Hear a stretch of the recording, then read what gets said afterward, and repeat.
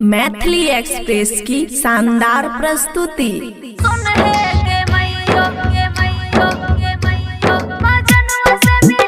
खुशी recording studio बलुआहा।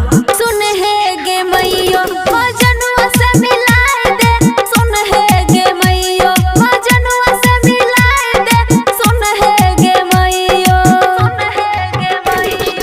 नहीं तो मर जेबो हम फसरी लगा के। सुन है गे मैयो मजनुआ से मिलाए दे, सुन है गे मैयो। डीजे गुड मधुवानी, डीजे गुड मधुवानी, डीजे गुड मधुवानी।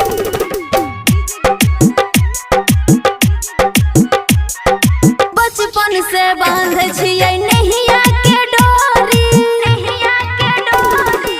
गाँव समाज सपने दिल के दूरी, बचपन से बांध छियै नहिया के डोरी।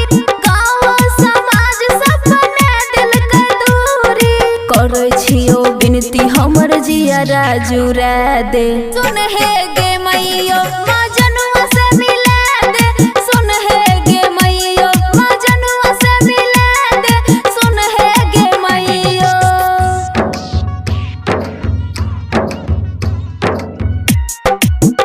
खुशी रिकॉर्डिंग स्टूडियो बलुआहा। दिल के दर्द सहलो ने जाय छै,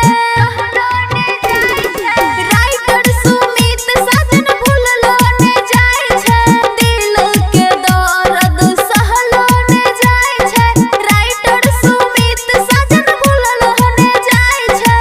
कहो दीपाली हमरा जहर पिया दे। सुन है गे मैयो मजनुआ से मिलाए दे, सुन है गे मैयो मजनुआ से मिलाए दे, सुन है गे मैयो।